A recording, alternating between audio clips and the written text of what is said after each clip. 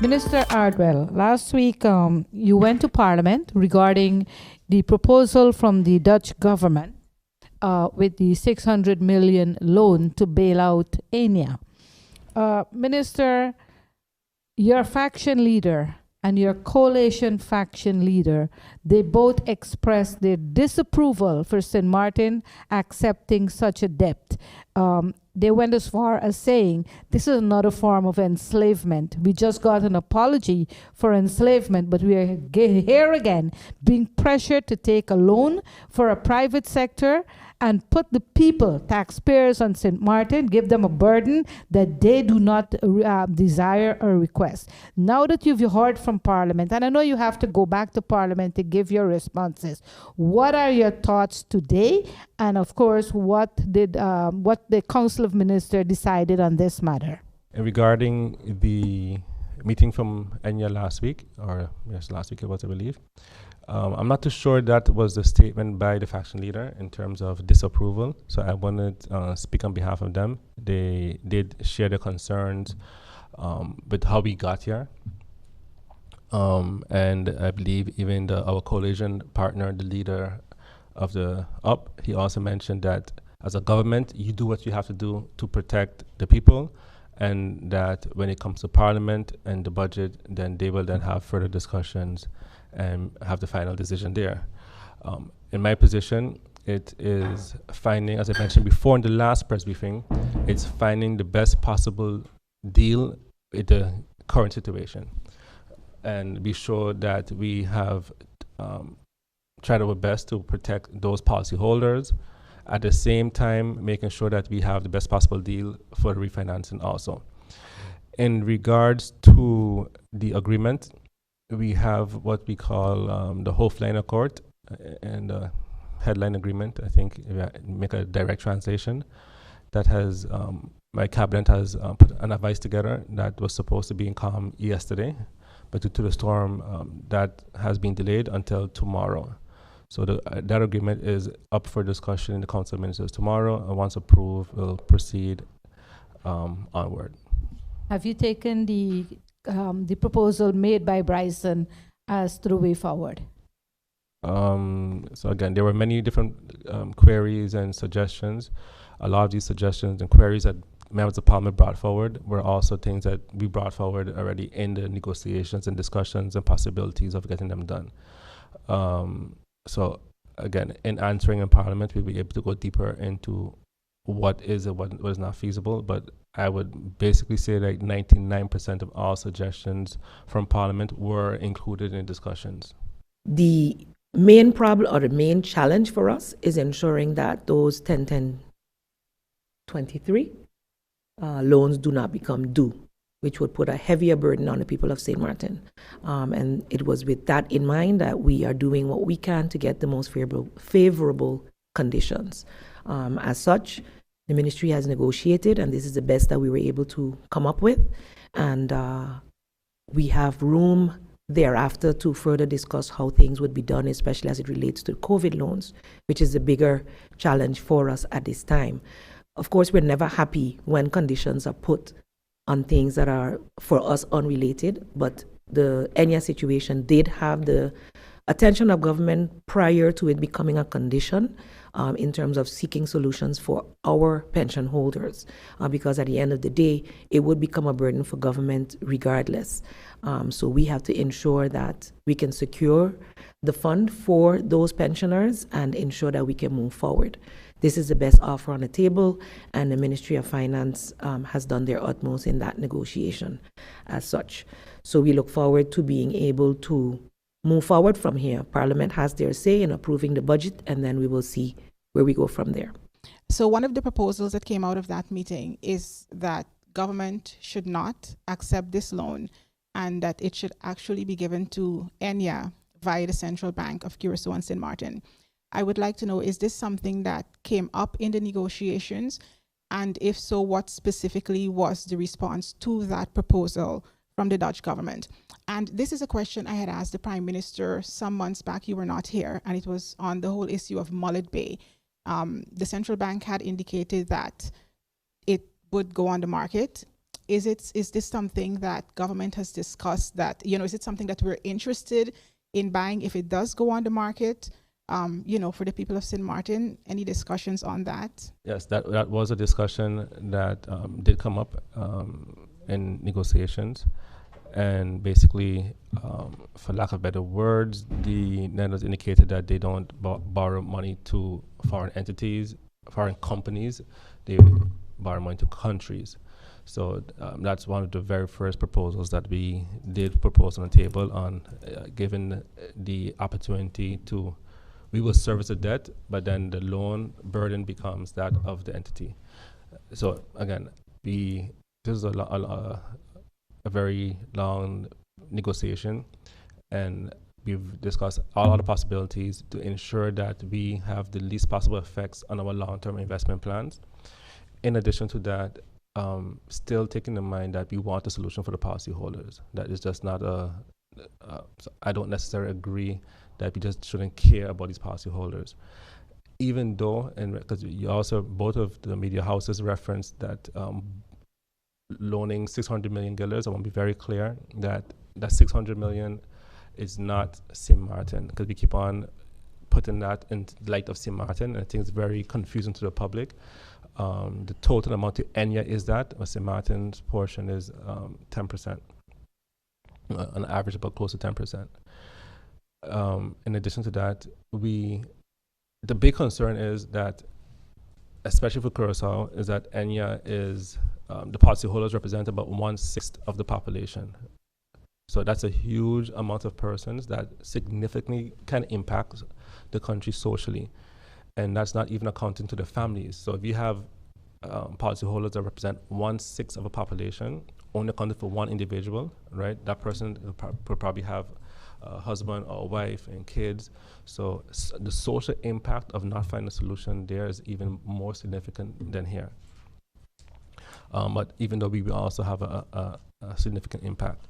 And some other let's say, relevant information is that when we look at our data, our policyholders are a little bit younger than those of Curacao, whereas those of Curacao are they're going to fall into that bracket of being getting their pension way earlier than ours. So our risk overall was a lot less than that of Curacao, but at the end of the day, we have to take all precautions and be prepared. Regarding the, I believe, purchase of Malaby, these are also discussions that actually I brought to the COM in the last couple of weeks also, and it isn't as what's the word, as easy as that may be, right?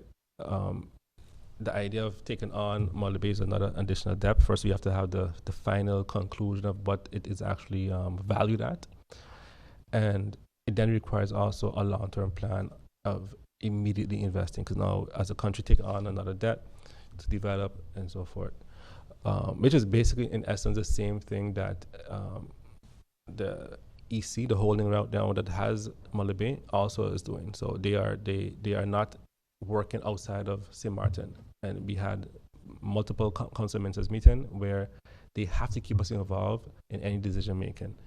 So we want Malaby developed. We want to see it back to its glory days, even though I didn't get to experience it myself, maybe. So I don't know what those glory days actually are, but I've heard a lot of stories about them.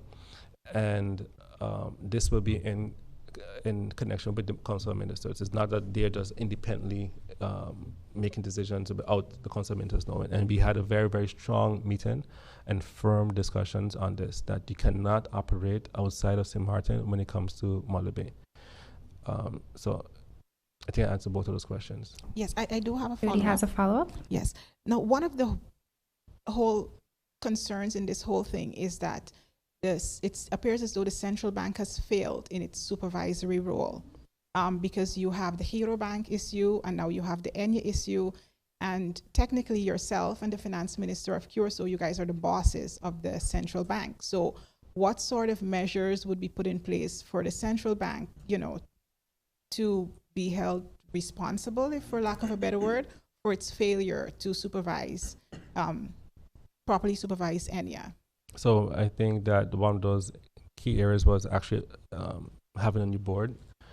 because this process didn't happen in my term. This is us again dealing with something that happened in the past, which required stronger supervision, looking at board members, looking also at the director, right? So the person actually making the decisions.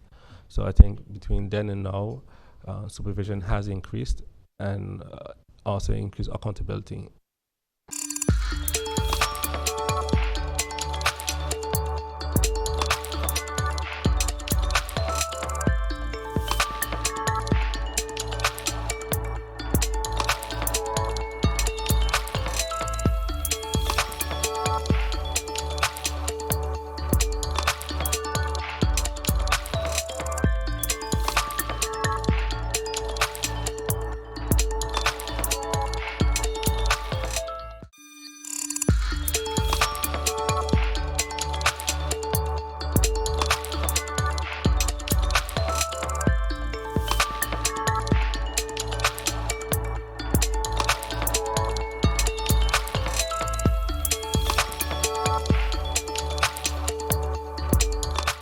Mealtime rules. Don't serve yourself first. Do not eat with your mouth open. Don't rest your elbows on the table. Don't make noise when eating. Does not apply when enjoying KFC buckets.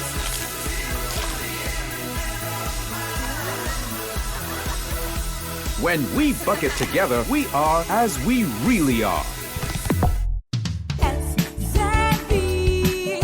Social and health insurance is SXM. Your social and health insurance is. Are you SXM insured? Do you have a valid medical insurance status? SXM is cardless. Request your My SXM account today and enter the virtual office of SXM. Go to sxv.sx and sign up now. SXM, yeah. Your social and health insurance is.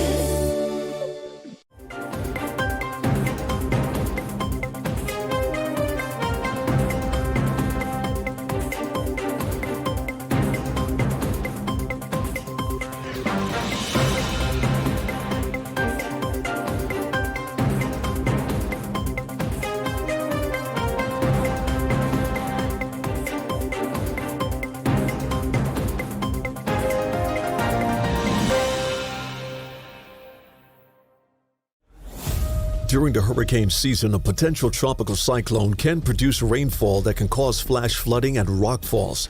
Stay away from flood-prone areas during heavy rainfall, such as Jump Up Casino on Emil Plain Road in Phillipsburg, ATLH Road Roundabout, L.B. Scott Road from Emilio Wilson Park until Cake House Supermarket, Zaker's Gut from Petro Plus gas station until the Seventh-day Adventist Church, Welchelaken Road K Hill from Welchelaken Road Roundabout until the One Tete Loke Roundabout, Beacon Hill Road from Sunset Bar and Grill until the beginning of White Sands Road, and Rhine Road, also known as Mullet Bay Road, after Sonesto Maho Beach Hotel to the entrance of Kupakoi from the intersection of the University Drive until the intersection of Rio Grande. For more information on how you can keep yourself and your family safe this hurricane season, visit stmartingolf.org/hurricane. This public service announcement is brought to you by the government of St. Martin.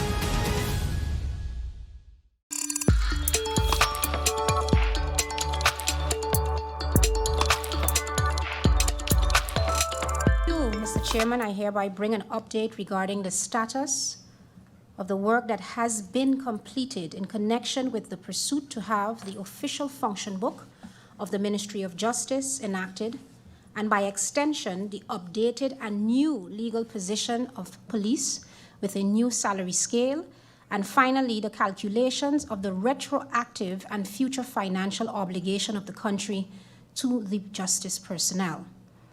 With that, I would ask your attention to the screen as I deliver a presentation in accordance with Agenda Point 1, which is registered under IS 908-2022-2023 and dated June 30th, 2023.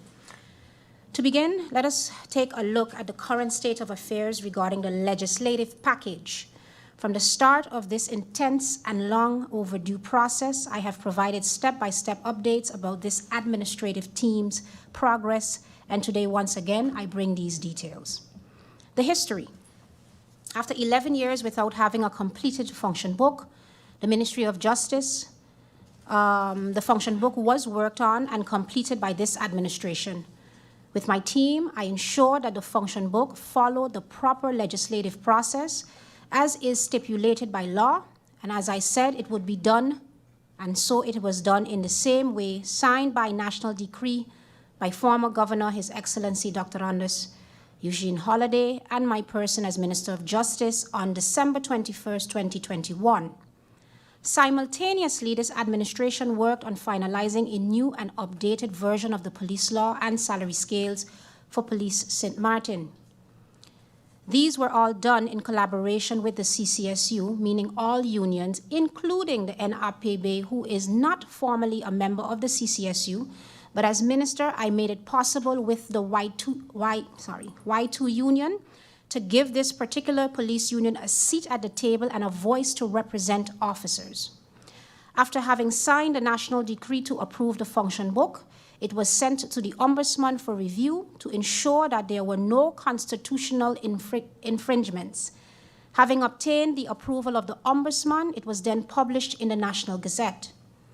The status of the Ministry of Justice function book is that its enactment by national decree is contingent on the upcoming budget amendment, of which we are all here today, and especially the personnel of justice. We are depending specifically on the approval of said budget amendment by the Parliament of St. Martin when my colleague Minister of Finance, the Honorable Artwell Arian, presents same in a few short weeks. As it relates to the status of the police law and the new salary scales, the Police of St. Martin is a department within the Ministry of Justice. The function book of this department forms part of the ministry's approved function book. Based on this, the legal position regulation or the Rex Positie and the new salary scales must be formalized together with the function book. Vital discussions were held with the Council of Ministers, the Council of Advice, the unions, which includes ABVO, WICSU, Y2, and NAPB as an observer under the CCSU platform about the draft legal position, regulation, and new salary scales. An attempt was made to have the package signed by His Excellency in December of 2022. However, in alignment with the Kingdom law that governs the signing of such laws, just having an amount considered in the budget was not sufficient. The complete debt calculation was a must, and as such, the Ministry of Justice Financial Controllers Department took the bull by the horn and dedicated countless hours to researching the historical salary data with the assistance of ANTEC to retrieve historical payroll data information for over some 760 active and inactive employees of the Justice Ministry in order to calculate the retroactive payments and financial obligation going forward. This process was a very meticulous one and required accuracy and diligence. Simultaneously, in accordance with the social statute, two formal committees were established. The Placement Committee, whose role was to prepare and distribute letters to each staff, giving them notification as to where their current position aligns in the new function book, their scale and the salary attached to same. The second committee is the Appeals Committee. This committee's role is to review objections received from any staff who is not in agreement with the placement notice and can provide plausible data to confirm that their placement should be different. These committees remain in place until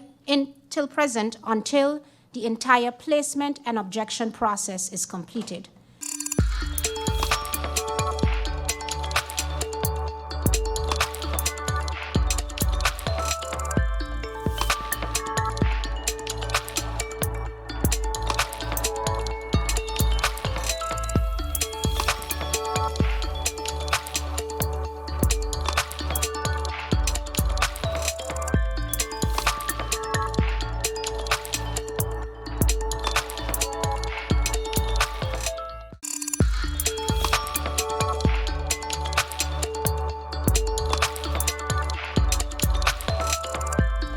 The minister ECYS stated he had an agreement and LSLA was signed with the St. Martin School Bus Association. And that was a blatant lie.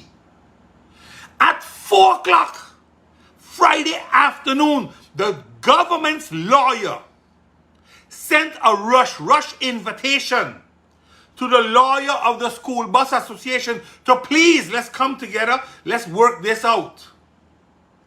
Minister, do yourself a big favor. Stop this lying stupidity. It ain't the first time you're doing this. But it is your character that's the problem. Your arrogance, your ignorance that is causing this thing to become such a big problem. Yes, I agree in a regulation. I agree with policies. I even agree that you agree what you're going to pay. But it is an agreement. It's not an instruction. It ain't a take it or leave it or I'm going to tender it. Well, you're going to fix the tender like how the one from Vromius was fixed. That's what you're trying to tell us. The difference is there are not many school buses driving around that are not being used. Or you have a company that's going to import them from Florida. Because the way you all are behaving is crazy. You see, now these are the type of things that I am concerned about. Minister comes out and speaks about bullying in schools. But you are bullying the school bus drivers. Because you are telling them it's a take it or leave it. That's what a bully does. You either give me the money or beat you up. You're doing the same thing. But now you're trying to do it under the heading of government. You're trying to show the people of St. Martin what type of government you all are. And I'm happy for that piece. But we got to change. In the world of today, we can't do this. But you see, I'm happy with the lawyer the school bus drivers got. Carago gentleman, he's 75 years old. He has seen it all. So he really don't care and he gonna tear you asunder, brother. Maybe that's something you gotta reconsider. You want to put yourself on a party list? You should reconsider getting torn asunder for something that you can't change anyway.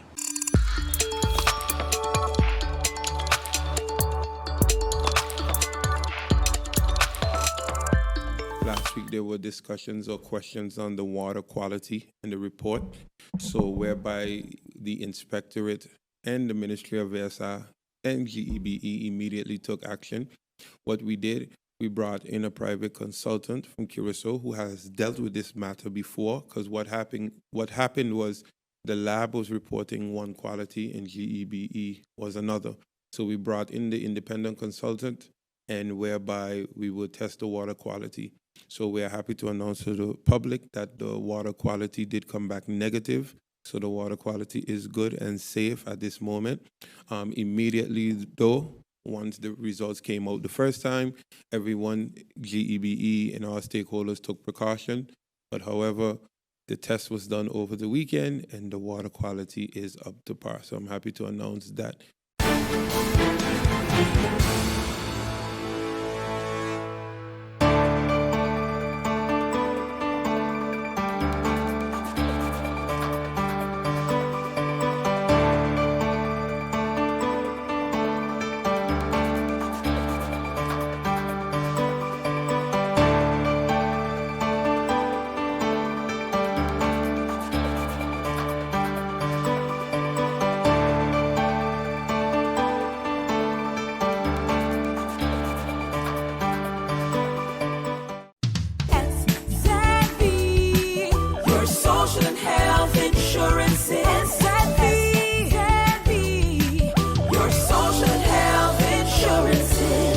Are you SXM insured? Do you have a valid medical insurance status? SXM is cardless. Request your My SXM account today and enter the virtual office of SXM. Go to sxv.sx and sign up now. SXM, yeah. Your social health insurances. With you, the new Kentaco. A combination that will surprise the most curious palates. Combining the deliciousness of KFC chicken and the practicality of a taco with a doubly delicious ergonomic shape. Wow! Compatible with all types of bites. New Kentaco. Enjoy a double breaded chicken breast with our secret recipe. Cheese, lettuce, and tomato. New Kentucky, the innovation that's in everyone's mouth. It's hurricane season. Are you prepared? Here are a few tips to keep in mind to help keep you and your family safe.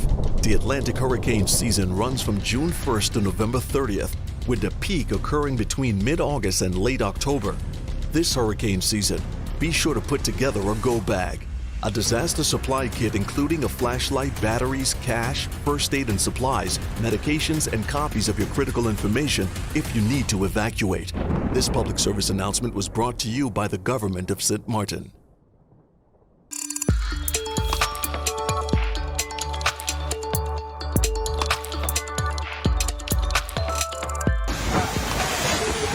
Tropical storm Felipe made landfall Monday in the tiny island of Barbuda, as the erratic storm unleashed heavy rains and flash floods in the northeast Caribbean. The storm was about 130 kilometers east-southeast of St. Martin on Monday night. Top sustained winds were at 85 kilometers per hour with higher gusts, and Philip was moving west-northwest at 11 kilometers per hour. The storm is expected to eventually spin north into the open Atlantic, where it could strengthen into a hurricane around midweek, forecasters say. The twin island nation of Antigua and Barbuda was expected to be slammed with the strongest winds and heaviest rains as the storm moves away from the archipelago, forecasters said. Schools on both islands would close on Tuesday, officials said.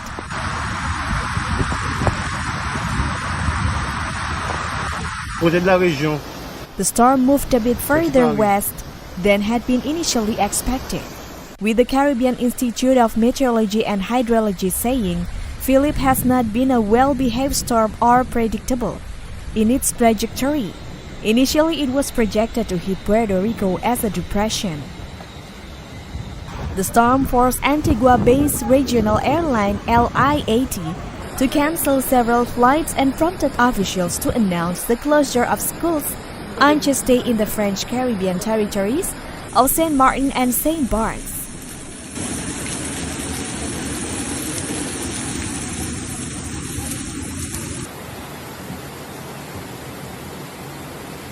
It was forecast to turn north-northwest by late Tuesday and then north on Wednesday into open waters. Rainfall amounts expected through Tuesday include 4 to 6 inches for Antigua and Barbuda and 2 to 4 inches for the rest of the Leeward Islands, the Hurricane Center reported. Heavy rainfall from Philip also could produce isolated to scattered flash flooding across Antigua and Barbuda through Tuesday, according to the advisory.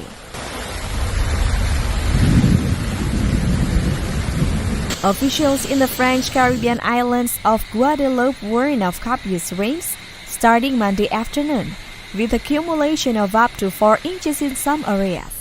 Forecasters said strong wind shear is expected to prevent Felipe from strengthening in coming days, but shifting conditions could allow it to become a hurricane later in the week.